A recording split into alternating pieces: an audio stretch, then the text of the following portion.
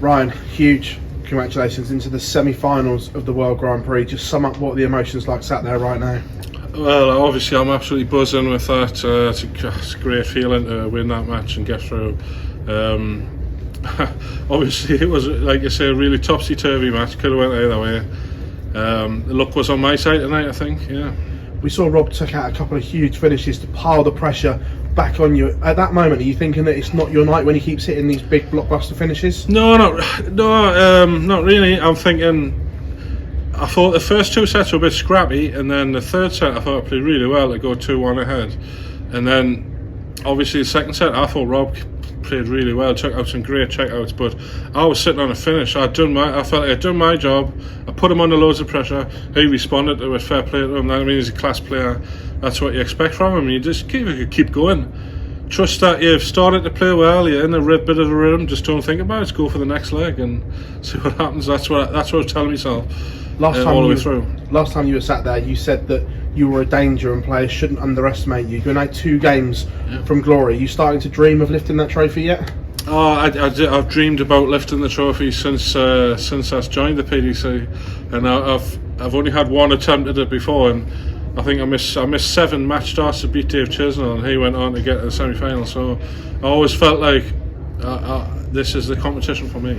Right, many congratulations. Thank you. Ryan, these moments in your career are huge moments. Just wondering how you deal with the nerves in what could be a real life-changing week for yourself. I played darts for so many years, and in the PDC for a lot of years as well. I don't get those extra nerves, what you're talking about. I get more nervous in the first round of a Pro Tour than I do playing on the stage, especially against players like Josh Rock, Nathan Aspinall and Rob Cross. I'm the underdog in them games. I feel like I'm not under pressure. I feel like they're the ones that are under pressure. They should be beating me if you look at the statistics, so I don't know. I don't feel under pressure in the games. I feel under more pressure when I'm playing in the Pro Tour and I'm playing somebody that I'm expected to beat. That's when I feel the pressure. Yeah. Do you think being the underdog and having that sort of mentality has really sort of aided you in this tournament? Absolutely. Yeah, definitely. A lot of good dart players will tell you a lot of darts is in the head. A lot of darts is mental strength and mental toughness. And in this competition, I feel confident. I feel good. In another competition, I might have played worse there against Rob, especially when he put us under the I felt like I was on top in the match at a certain point, and then he come roaring back. And maybe in another competition, I might have folded a little bit more than I did. But in this competition, I just feel like I just feel like I can win it. I feel good about it. What experiences are you going to be able to sort of draw upon tomorrow, and what's going to be probably one of the biggest games of your career so far? Yeah, well, I don't know who I'm be up against yet, so I haven't even thought about it. To be fair, it's only been 10-15 minutes since I finished playing. I don't know. I'll think about that tomorrow. Really, I'm not going to think about it now. No worries. Cheers. Ryan, you're around 50% starting and finishing doubles for the tournament. You must feel like you're hitting doubles well enough to go all the way. I do feel like that, but every time I miss one single dart at double, I get so frustrated. It's amazing. If I really do have 50% starting and finishing, that's really good. But when I'm playing, it feels like I'm playing worse than that because I expect so much of myself on the doubles. I haven't really looked at the statistics for the tournament, but that's really good. 50, I'm happy with that. But I thought it was lower.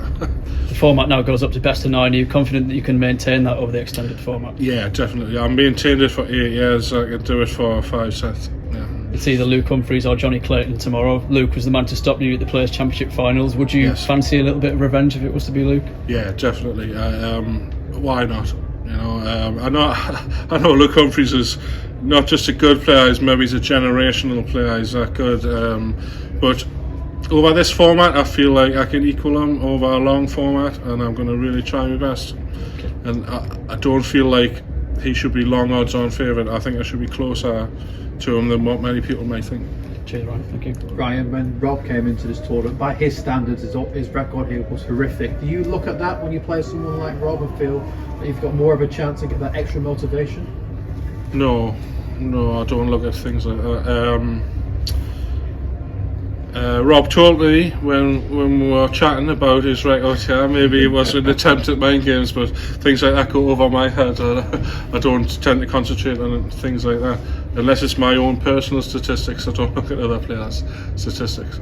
You said that you should be closer to Luke than what perhaps many people will put you if you do face him. When we spoke to Mike the Dagger, he wasn't thinking at all about lifting the trophy.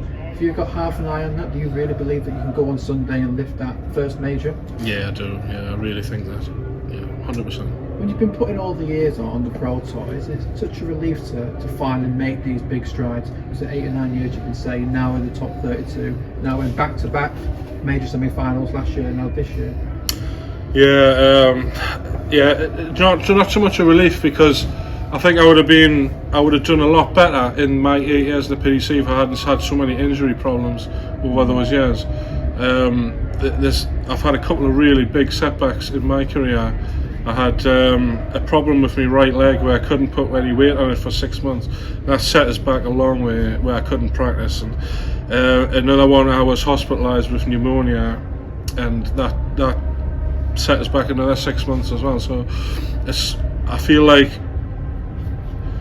every time I get to somewhere where my game's coming together and I'm starting to play well, some sort of injury problem happens where it sort of sets us back. But I always felt like I could be a really good player in the PDC, maybe top 16 at least, and hopefully I'm getting closer to doing that than ever before. Right, good luck tomorrow. Thank you. Thank you. Ryan, just back on, if it is Humphreys tomorrow, obviously you beat 3 world-class players to get here, but Humphreys is more than world-class. Yeah. Is there any different preparation for a player like Humphreys, or do you fancy your chances with the format, like you said? I think you have to keep reminding yourself to be really strong mentally, because it's so tough playing somebody that just keeps hitting what they're going for all the time. I felt like I had prepared myself right for this match, and I think I showed that in going 1 set down to number 4 seed Rob Cross, a fantastic player, and I didn't panic. I just said I trusted in what I was doing. I said I'm all right. I can win the next set with my throw, and from then I felt like his game was a bit up and down since, because the first set I thought he was magic, so consistent, and that's what you expect from Rob. But these top players, you put them under pressure and just watch them miss. Thank you, Rob.